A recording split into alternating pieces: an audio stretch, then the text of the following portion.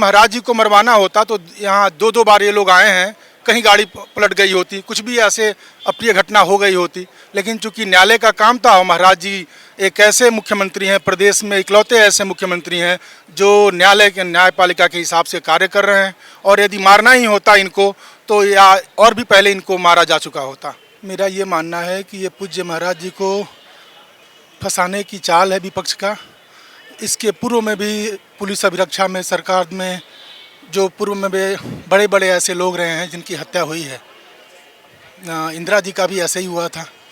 तो ये सरकार की नाकामयाबी नहीं है, ये विपक्ष की सोची समझी साजिश है और माननीय मुख्यमंत्री जी को बदनाम करने की चाल है। इस्तीफे की बात नहीं है, महाराज जी के ऊपर सरासर आरोप लग रहा है, क्योंकि पुरानी सरकार जो पूर्व सरकारें थीं उनका एक पोषित माफिया था। पूर्व सरकारों में या विधायक रहा, सांसद रहा, उन लोगों को यही नहीं पता चला कि ये माफिया है, उसको विधायक बनाते गए, सांसद बनाते गए। तो ये पूर्व सरकारों का खेल है। जी सर, क्या नाम है आपका? मेरा नाम कौशल सिंह सेंगर है, मैं देवरिया से हूँ। देवरिया के रहने वाले हैं सर। अभी जो पूरा मामला चल रहा है, पूरा प्रकरण उत्तर प्रदेश में खासतौर पर अतीक अहमद वाला मामला जो चल रहा है, इसको लेकर के तमाम विपक्षी दल जो हैं वो यहाँ पर इस्तीफा मांग रहे हैं उत्तर प्रदेश के मुख्यमंत्री योगी आदित्यनाथ का। एक आम जनता होने के नाते, क्योंकि वोटर से बड़ी ताकत किसी के पास नहीं है, वही वोट देता है तो सरकारें बनती हैं, उजड़ती हैं। आपकी क्या प्रतिक्रिया है इस पर? मेरा ये मानना है कि ये पूज्य महाराज जी को फंसाने की चाल है विपक्ष का। इसके पूर्व में भी पुलिस अभिरक्षा में, सरकार में जो पूर्व में भी बड़े बड़े ऐसे लोग रहे हैं जिनकी हत्या हुई है। इंदिरा जी का भी ऐसे ही हुआ था। तो ये सरकार की नाकामयाबी नहीं है, ये विपक्ष की सोची समझी साजिश है और माननीय मुख्यमंत्री जी को बदनाम करने की चाल है मेरे नज़र में। बहुत से लोग तो सीधे जो सोशल मीडिया पर ट्रेंड कर रहे हैं उनके साथ जोड़ रहे हैं कि यही करवाया, प्रत्यक्ष रूप से करवाया, जबकि जांच कमेटी बिठा दी गई है। अभी उसमें लंबा समय लगेगा जांच का मतलब क्या चीज़ें थी वो पहलू सब सामने आने के लिए। ऐसा भी हो सकता है कि जो उनके चूँकि वो रहे हैं माफिया, उनके और भी लोगों से दुश्मनी रही होगी। वो अभी कुछ दिन पहले उन्होंने एक वाइट दिया था मीडिया में, उन्होंने बोला था कि मैं कुछ नाम डिस्क्लोज़ करूंगा। तो हो सकता है कि वो जो इनके संबंध रहे होंगे, जिसको डिस्क्लोज़ करना चाहते हों, उन्होंने भी इनकी हत्या में उनका साजिश रहा हो, ये भी हो सकता है। ना ही सिर्फ उत्तर प्रदेश बल्कि जो सोर्सेज से खबर मिली, जब पूछताछ हुई, उनके तो आईएसआई और पता नहीं कहाँ से कनेक्शन खुलकर सामने आ रहे थे। और जैसे ही बेटे का एनकाउंटर हुआ उसके बाद तो वो सब जो है वो बोलने, पहले तो कुछ बोल ही नहीं रहे थे। बेटे का एनकाउंटर हुआ, बेटा जब खत्म हुआ, मिट्टी में मिला, उसके बाद से वो आईएसआई कनेक्शन के बारे में बता दिया। उन्होंने तो ये भी बोला था कि जहाँ हथियार है मैं बता दूंगा कहाँ से हथियार आ रहा है पाकिस्तान। ये भी हो सकता है कि इसमें बड़े लोगों का नाम डिस्क्लोज होने वाला हो, क्योंकि उन्होंने खुद स्वीकार किया है कि मेरे संबंध रहे हैं पाकिस्तान से, आईएसआई से, और भी भारत के बड़े बड़े राजनीतिक दलों से उनके बड़े संबंध रहे हैं। तो हो सकता है उन्होंने मरवा दिया हो। ये चूँकि यदि महाराज जी को मरवाना होता तो यहाँ दो दो बार ये लोग आए हैं, कहीं गाड़ी पलट गई होती, कुछ भी ऐसे अप्रिय घटना हो गई होती। लेकिन चूंकि न्यायालय का काम था और महाराज जी एक ऐसे मुख्यमंत्री हैं, प्रदेश में इकलौते ऐसे मुख्यमंत्री हैं जो न्यायालय के न्यायपालिका के हिसाब से कार्य कर रहे हैं। और यदि मारना ही होता इनको तो या और भी पहले इनको मारा जा चुका होता। अच्छा, इस पर बिहार से स्टेटमेंट्स आ रही हैं। बिहार के मुख्यमंत्री तो कह रहे हैं कानून व्यवस्था फेल हो गई उत्तर प्रदेश में। उप मुख्यमंत्री तेजस्वी यादव तो कह रहे हैं पूरा स्क्रिप्टेड था। उधर से ममता बनर्जी कह रही हैं कि उत्तर प्रदेश के लोगों को तो प्रोटेस्ट करना चाहिए सड़कों पर उतर। अभी क्या है कि भाजपा को घेरने के लिए लोग कुछ भी बोल सकते हैं। आप चूँकि नीतीश कुमार जी के बारे में आपको मालूम ही है, पलटू राम कब पलट जाए, कब कहाँ चले जाएँ, कोई भरोसा नहीं है। और चूँकि एक बढ़िया मुद्दा मिल गया विपक्ष के लिए, तो वो सब लोग इस मामले में मुख्यमंत्री जी को घेरने का प्रयास कर रहे हैं, जो बिल्कुल निराधार है। ऐसा नहीं होना चाहिए। ये आपराधिक घटनाएं किसी के साथ भी ऐसा हो सकता है। जैसा कि मैंने अभी बताया, पूर्व में भी बड़े बड़े महान हस्तियों के साथ ऐसी घटनाएं हो चुकी हैं कि जिनकी Z++ सिक्योरिटी रही है और उसके बीच में उनकी हत्या हो गई है। आखिरी कमेंट लेना चाहूँगा। आम जनता की जब हम बात करें, प्रयागराज में हमारी टीम मौजूद थी, सब जो है ऑन कैमरा आकर के तो नहीं बोल रहे थे, लेकिन कहीं ना कहीं हमने देखा वो कल 44 साल के उस आतंक का खात्मा हुआ है परसों। 44 साल का एक लंबा आपराधिक इतिहास रहा है अतीक अहमद का। हालांकि ऐसे नहीं मरना चाहिए था, वो कानून के हिसाब से सज़ा मिलनी चाहिए थी। लेकिन आम जनता को इसमें क्या लग रहा है कि वो सुख चैन की सांस ली होगी उन्होंने? एक्चुअली मैं भी इलाहाबाद से मेरा भी रिलेशन रहा है। एक्चुअली मैं वहाँ से बोर्डिंग किया हूँ।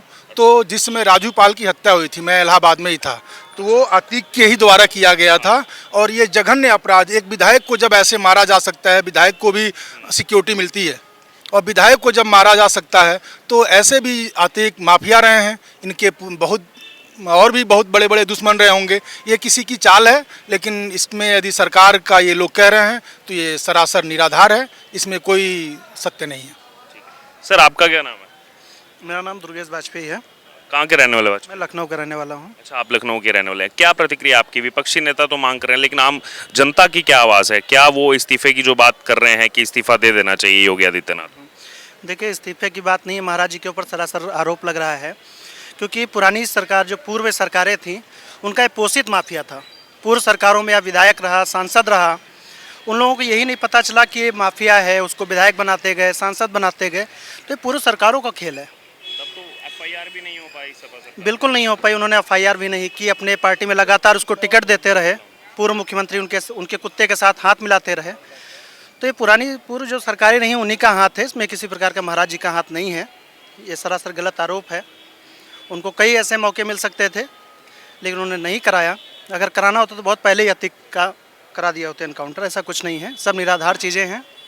क्या लग रहा है, एक सुर में सभी जो है इस्तीफे की बात क्यों कर रहे हैं? जिसका भी स्टेटमेंट सामने आ रहा है वो इस्तीफे की बात कर रहा है। देखिए, जो पूर्व में सरकारें रही हैं, ठीक है ना, वो कोई ना कोई उनको एक मुद्दा चाहिए, है ना। और अतीक अहमद एक ऐसा माफिया था जिसका गैंग मतलब कि देखा जाए तो पाकिस्तान से भी जुड़ा हुआ था। जैसा कि 29 मार्च को अशर्रफ ने जो बयान दिया मीडिया को कि मुझे मरवाया जा सकता है 2 हफ्ते के अंदर और मेरा पर्चा खुलेगा, माननीय मुख्यमंत्री जी के पास जाएगा, न्यायालय में जाएगा। उसके दौरान अगर देखा जाए जो लोग उसमें लिफाफे में रहे हैं, शायद उन्हीं लोगों ने मरवाने का काम किया है। इसलिए अब वो चीज़ अपनी छुपाने के लिए माननीय मुख्यमंत्री जी का नाम ले रहे हैं। ये गलत है, सरासर निराधार है। और जो पूर्व में सरकारें रही हैं उनकी जांच होनी चाहिए, क्योंकि उनकी पार्टी का सदस्य रहा है, विधायक रहा है। एक घटना मुझे याद है। एक्चुअली कर्नलगंज में इंस्पेक्टर थे सुरेंद्र सिंह, वो मेरे बड़े भाई हैं जो रिटायर्ड हो गए।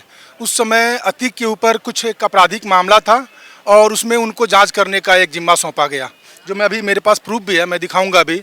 तो उसमें सपा सरकार में बड़े बड़े अधिकारियों का उनके ऊपर दबाव बनने लगा, क्योंकि वो बड़े डायनामिक पर्सनालिटी के अधिकारी थे। तो उन्होंने अतीक के ऊपर जब शिकंजा कसना चालू किया तो अतीक बहुत बड़ा बोलबाला और उसके जैसा कि सबको मालूम ही है कितना बड़ा माफिया था।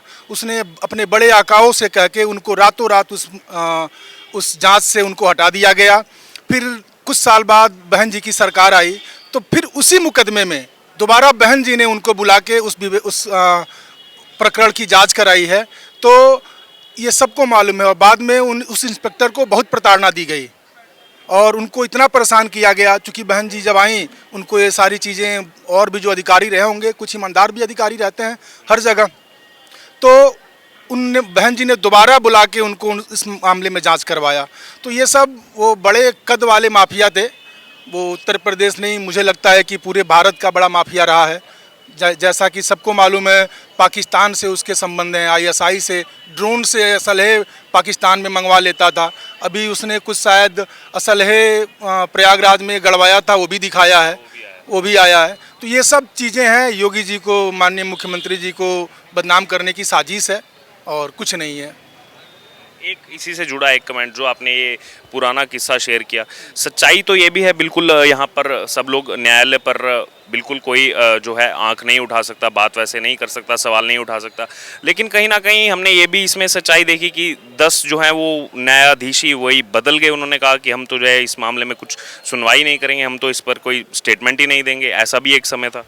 नहीं तो देखिए, यही सब चीज़ें हैं कि जब अब इस न्यायपालिका पे मेरा कोई कमेंट नहीं होगा, क्योंकि बहुत ज़्यादा मैं नहीं जानता हूँ इस मामले में जो आप पूछ रहे हैं। क्या लग रहा है ये फिर पूरे प्रकरण में जब जांच होगी, सब चीज़ें सामने आएंगी, तो तब तक राजनीति ऐसी चलती रहेगी? राजनीति ऐसी चलेगी। विपक्ष का काम है अपनी अपनी रोटियां सेकना और विपक्ष अपनी रोटी सेकेगा। माननीय मुख्यमंत्री योगी जी बेदाग हैं और इससे उन पे कोई एक आखिरी कमेंट इसी बीच अभी तोकीर रजा का स्टेटमेंट मेरे को याद आया। अभी उन्होंने प्रेस कॉन्फ्रेंस की और वो इसको ओवैसी की तरह मुस्लिम एंगल दे रहे हैं कि देखो मुस्लिमों पर अत्याचार हो रहा है, मुस्लिमों के एनकाउंटर कराए जा रहे हैं, मुस्लिमों को प्रताड़ित किया जा रहा है। देखिए, ये सब भी बिल्कुल निराधार है। माफिया जो हैं, बहुत सारे माननीय मुख्यमंत्री जी को कहा जाता है कि ठाकुर नेता हैं और ठाकुरों के ऊपर कोई ऐसा कार्रवाई नहीं हो रहा है।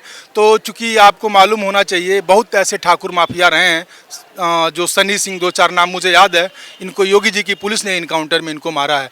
जो 183 लोगों का इनकाउंटर हुआ है उसमें शायद आपको जानकारी होगा 8-10 नाम ठाकुरों का है। तो ये सब निराधार है। जो माफियागिरी करेगा उसका यही हश्र होना चाहिए।